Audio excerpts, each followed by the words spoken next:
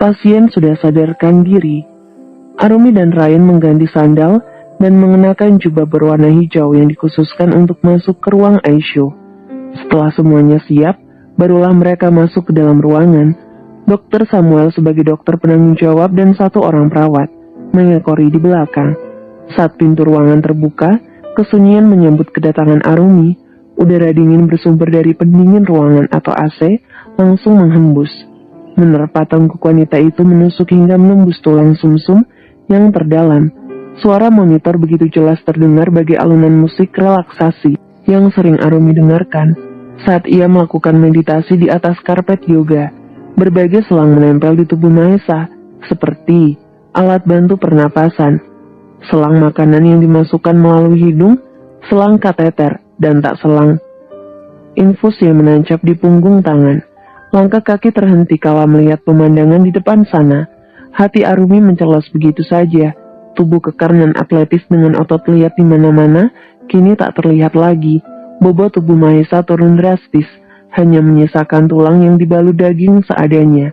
Ia bagi mayat hidup mati tak segan hidup pun apalagi. Ryan menyaksikan setiap perubahan air muka sang istri. Walaupun wanita di sampingnya tak mengucapkan apa-apa, ia tahu bahwa Arumi sedang syok melihat kondisi mantan suaminya.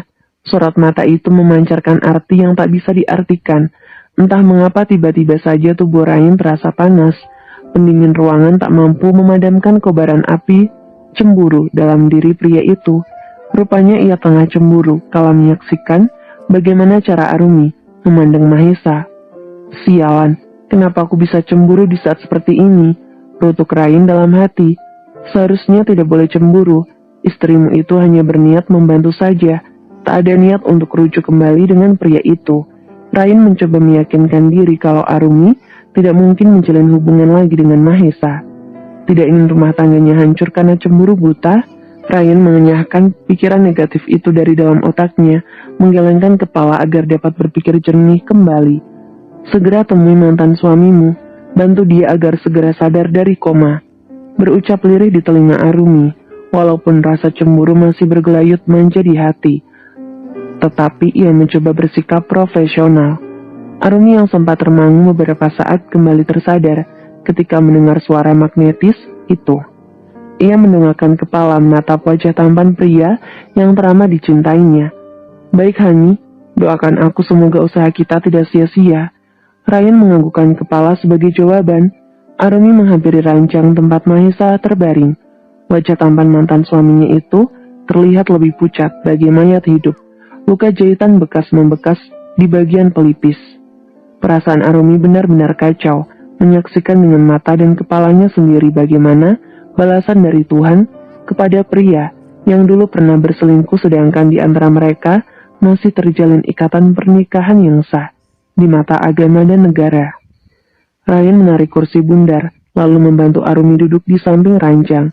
Arumi patuh dan mendudukkan bokongnya di kursi empuk tersebut. Setelah memastikan sang istri duduk dengan nyaman, pria itu mundur beberapa langkah ke belakang, memberikan ruang kepada istrinya untuk berbicara apa saja di hadapan mantan suaminya itu. Sebelum membuka suara, Arumi menarik napas dalam dan menghembuskan secara perlahan seraya memejamkan mata sejenak, mengumpulkan keberanian untuk dapat berbincang kembali setelah hampir 10 bulan tak bersua. Selamat pagi Mas Mahes. Kalimat pertama yang terucap dari bibir Arumi menggema, memenuhi penjuru ruang ICU, terdengar lembut dan merdu hingga membuat siapa saja terpikat walau hanya mendengar suara tersebut. Bagaimana kabarmu hari ini? Kapan kamu akan bangun dari tidurmu ini? Apakah tidak bosan terus-menerus terbaring di ranjang rumah sakit? Ini sudah 10 bulan lebih kamu terbaring di sini. Tidakkah kamu merindukan kedua orang tuamu? Mereka sangat merindukanmu, Mas. Terlebih Tante Naila. Mamamu itu tampak begitu merindukan anak kesayangannya, yang kini masih tak sadarkan diri. Apakah kamu tidak mau memeluk tubuh beliau? Arumi sengaja menyebutkan nama Naila di sela-sela percakapannya, sebab hubungan antara Mahesa dengan sang mama begitu dekat. Saking dekatnya Mahesa sampai bersedia menerima tawaran wanita parubaya itu untuk berselingkuh dengan Kayla. Mahesa menunjukkan betapa besarnya bakti pria itu kepada Naila. Namun sayangnya ia berbakti dalam hal yang tidak dianjurkan oleh agama manapun. Kamu tahu, beberapa bulan lalu aku bertemu dengan Alex, teman kuliahmu dulu. Tanpa sengaja aku bertemu dengannya saat berbelanja di supermarket di mall dekat kampus kita. Dia bersama istri dan anaknya tampak begitu bahagia. Kini temanmu itu memilih menetap di Sydney setelah berhasil mempersunting salah satu warga setempat. Aku diberikan alamat rumahnya di sana. Dia meminta kita mengunjunginya kalau ada waktu luang. Celep. Bagai ditusuk sembilu, hati Ryan terasa sakit saat Arumi mengucapkan kalimat terakhir. Walaupun ia telah memberikan izin pada wanita itu dan mempersiapkan diri untuk menghadapi situasi seperti ini, tetapi tetap saja ada rasa sakit di dalam hati. Dada pria itu kembang kempis, kedua tangan mengepal di samping, merasakan tubuhnya semakin memanas oleh api cemburu. Kendalikan emosi Anda, Dr. Ryan. Dr. Samuel menepuk pundak rekan sejawatnya.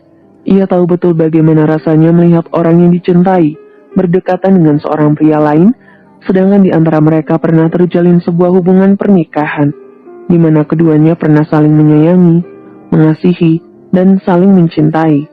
Berbagi dalam segala hal, baik suka ataupun duka. Perlahan kepalan tangan Ryan mengendur, dan dada pun sudah tak lagi kembang kempis. Lantas ia memalingkan wajah ke arah lain, guna menetralkan kembali perasaannya. Alex secara langsung meminta kita datang. Apakah kamu tidak berminat memenuhi permintaan salah satu teman terbaikmu itu? Arumi terus berucap meski tidak ada respon dari Mahesa. Aku yakin jika kalian bertemu, kembali suasana akan kembali ramai sama seperti saat kita kuliah dulu. Kamu ingat tidak saat kita melakukan kencan pertama? Di taman belakang kampus, saat itu kamu dan aku masih menjadi mahasiswa baru. Karena belum terbiasa dengan lingkungan baru, akhirnya kita sepakat bertemu di tempat yang cukup sepi dan jauh dari jangkauan orang lain. Namun rupanya keputusan kita malah menjadi bumerang. Wanita itu terkekeh saat membayangkan kejadian beberapa tahun lalu, kala ia dan Mahesa kepergok tengah berpacaran di taman kampus yang cukup sepi. Saat itu mata dokter cantik itu kelilipan, melihat Arumi terus mengucuk mata, membuat Mahesa tidak tahan. Ia berinisiatif meniup bola mata wanita itu, namun siapa sangka, tingkah posisi yang terlalu intim dan di tempat yang sepi, membuat salah satu dosen di kampus itu menuduh pasangan itu tengah berbuat asusila.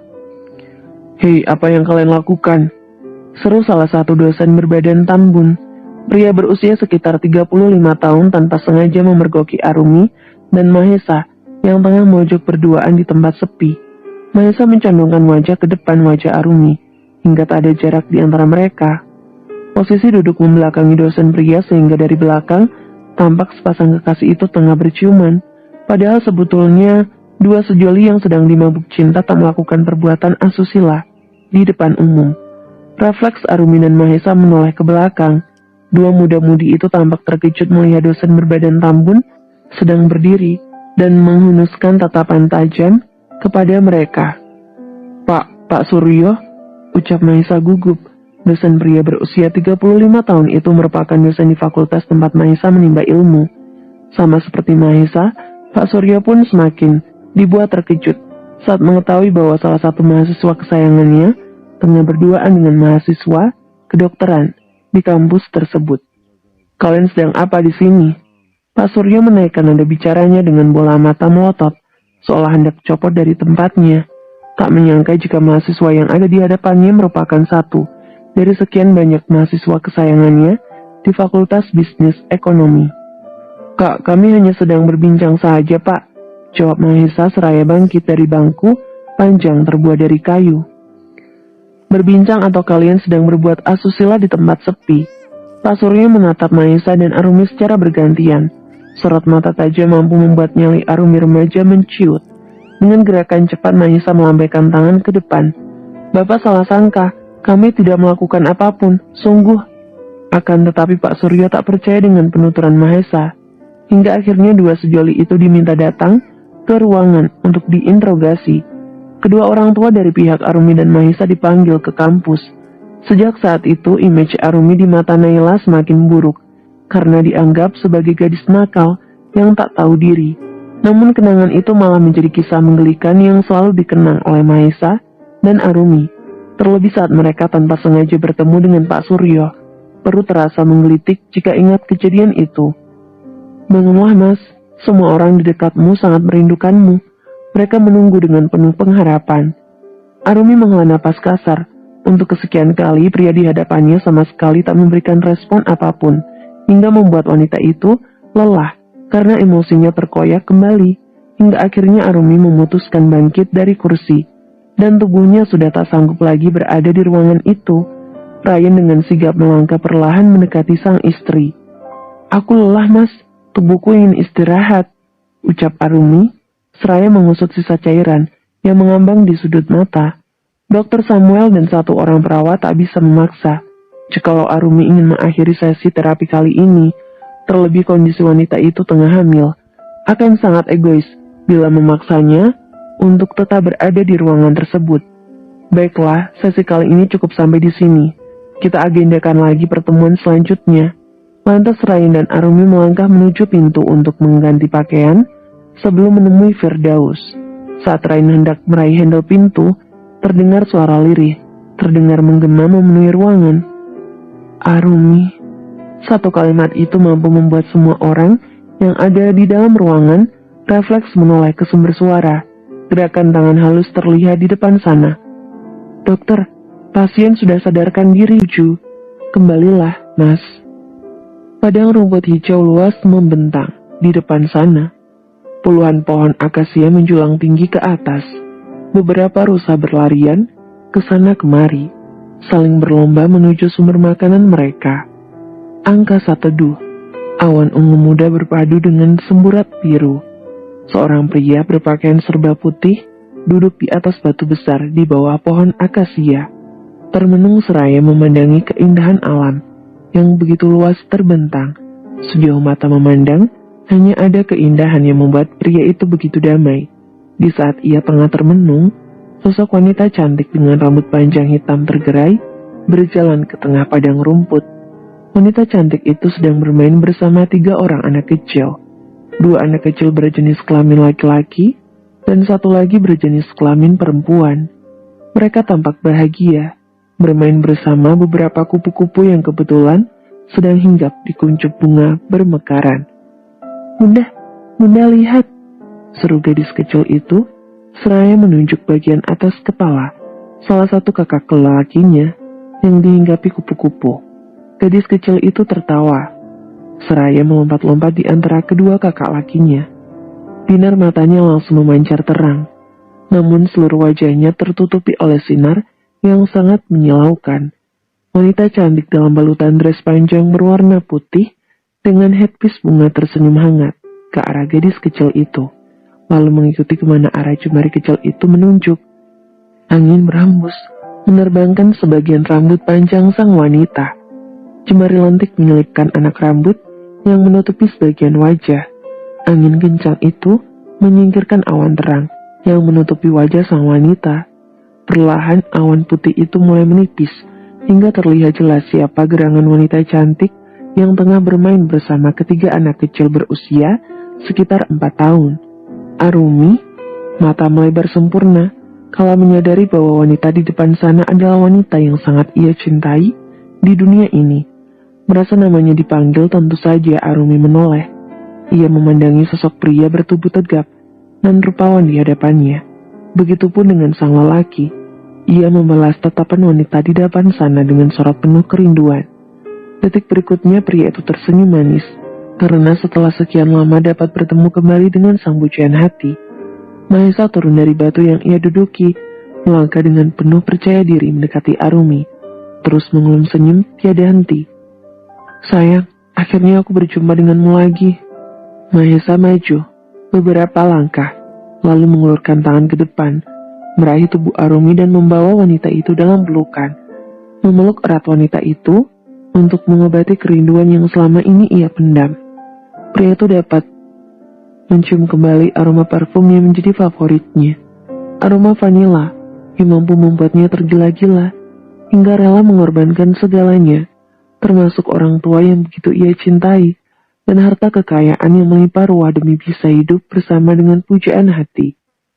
Akan tetapi Arumi tak tak memberikan respon apapun. Ia terus membeku di tempat dengan tatapan mata kosong. Merasa ada sesuatu yang janggal, Mahesa mengurai pelukan dan memandangi wajah sendu wanita di hadapannya. Sayang, kenapa kamu diam saja? Apakah dia menyakitimu? Katakan padaku siapa orang itu. Cecarnya dengan berbagai pertanyaan. Arumi terdiam, tidak menjawab pertanyaan Mahesa. Sosok pria yang mampu menggetarkan debaran halus di dalam dada. Saat pertama kali berjumpa dengannya, saat mereka masih sama-sama duduk di bangku SMA. Sayang, bicaralah. Kumohon padamu, bicaralah padaku. Mahesa kembali berucap. Mengguncang pelan kedua bahu Arumi. Bola mata indah yang selalu memberikan kesejukan menatap lekat manik coklat pria di hadapannya. Dengan lirih ia menjawab, Kamu adalah orang yang telah menyakitiku, Mas. Kamu sudah menorehkan luka yang begitu dalam, hingga aku merasa tidak ada satu obat pun yang dapat menyembuhkannya. Kamu hianati cinta tulus yang kuberikan selama ini. Ketulusan cinta dan pengabdianku sebagai istri telah kamu bayar dengan sebuah pengkhianatan. Mendengar penuturan Arumi, refleks Mahesa mundur beberapa langkah ke belakang. Ia cukup terkejut saat wanita itu mengatakan bahwa dirinya telah berkhianat. Padahal selama ini, ia telah menjadi suami setia yang tak pernah bermain api di belakang istrinya, selalu berkata jujur dan apa adanya. Suasana kembali hening, hanya terdengar suara gelak tawa ketiga bocah kecil yang tengah asyik bermain bersama di tengah padang rumput yang hijau.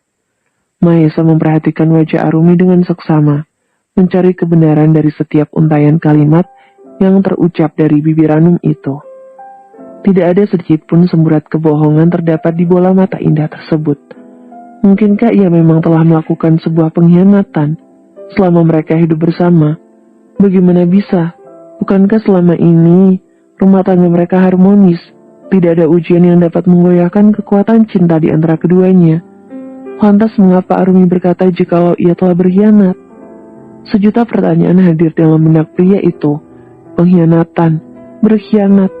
Kalimat itu terus berputar bagi sebuah kaset kusut yang tidak pernah mau berhenti terngiang di indera pendengarannya. Ah! Teriak Mahesa seraya menutup daun telinganya menggunakan telapak tangan. Tubuh pria itu sempoyongan hingga terduduk di atas rumput berwarna hijau. Sorot mata Arumi yang memancarkan penuh kekecewaan saat memergoki dirinya tengah. Berselingkuh bersama Kela kembali terputar dalam memori ingatannya. Derai air mata membasahi pipi wanita itu masih terekam jelas hingga detik ini. Suara isak tangis menyayat kalbu terus terngiang di telinga pria itu. Tidak, aku tidak mungkin melakukan itu. Aku, ucap Mahesa lirih. Ia tak sanggup lagi berkata, sebab kini ingatannya telah kembali ke masa saat kecelakaan itu belum terjadi. Sekalipun kamu berkata tidak, namun itulah kenyataannya, Mas. Kamu sudah menghancurkan rumah tangga yang telah kita bina. Selama hampir 5 tahun, 9 tahun bersama, akhirnya kamu tergoda oleh bujuk rayu wanita lain. Kamu selingkuh dengan sahabatku sendiri. Tidak, aku tidak mencintai wanita itu, pakik Mahesa. Pria itu bangkit lalu melangkah perlahan mendekati Arumi. Di dunia ini hanya kamu seorang yang kucintai, Rumi. Hanya kamu, sayang. Tangan pria itu kembali terulur ke depan, hendak membawa tubuh Arumi dalam pelukan, akan tetapi dengan cepat wanita itu menghindar. Namun semuanya sudah terlambat. Hatiku sudah tertaut pada seseorang. Begitupun dengan dirimu. Walaupun di dalam hatimu hanya ada namaku, tapi aku yakin, jauh dari lubuk hatimu yang terdalam, kamu pun menyimpan rasa untuk wanita itu, kan? No, aku cuma cinta sama kamu, Arumi. Mahesa menaikkan jari telunjuk ke udara, lalu menggerakkannya ke kanan dan kiri. Selamanya cinta ini hanya untukmu seorang. Arumi tersenyum sinis, membalikan badan membelakangi Mahesa. Kalau memang kamu mencintaiku, lantas mengapa dulu kamu berselingkuh hanya karena aku belum memberikan keturunan padamu? Kamu menjalin kasih bersama wanita itu di belakangku. Itu karena aku... Mahesa bungkam seketika, lidahnya terasa keluh, hingga tak mampu berkata. Arumi menarik napas dalam kemudian menatap lurus ke depan. Meskipun di antara kita berdua sudah tak memiliki ikatan apapun, aku tetap menghargaimu sebagai seseorang yang pernah hadir mengisi kekosongan dalam hatiku.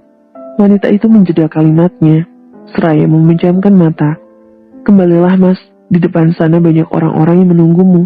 Salah satunya adalah Kayla. Dia begitu tulus mencintaimu, selalu menunggumu berada di sisimu setiap hari, tanpa merasa lelah sedikit pun. Rasa cintanya padamu melebihi apapun di dunia ini. Jadi kumohon kembalilah, jangan biarkan mereka bersedih. Lihatlah, apa kamu tega membiarkan papa, mama dan Kayla terus menangisimu setiap hari? Tidakkah kamu merasa kasihan pada mereka? Arumi menunjuk ke arah depan menggunakan jari telunjuk. Mahesa tertegun memandangi langit di bawah kaki bukit nan hijau, yang menampilkan dua sosok orang sedang menangis terseduh di kursi panjang terbuat dari stainless. Papa, Kayla, ucap Mahesa lirih. Melihat kedua orang itu menangis, membuat dadanya terasa sakit. Ada perasaan tak nyaman ketika menyaksikan dua sosok itu menitikkan air mata, seraya terus memanggilnya. Benar, wanita itulah yang setiap hari menjagamu, Mas, di saat kedua orang tuamu tak dapat menemanimu di rumah sakit. Dia benar-benar tulus mencintaimu, jadi kembalilah dan jalani kehidupanmu seperti sedia kala. Setelah mengucapkan kalimat itu, ketiga bocah kecil menghampiri Arumi. Mereka mengulurkan tangan ke depan, lalu menggenggam jemari tangan satu sama lain. Perlahan awan terang berubah menjadi kelabu. Angin berhembus menggoyangkan seluruh tanaman yang ada di padang rumput itu. Arumi beserta ketiga bocah kecil itu menghilang, bersamaan dengan sinar terang yang menyilaukan mata. Arumi, Arumi, teriak Mahesa. Bersambung.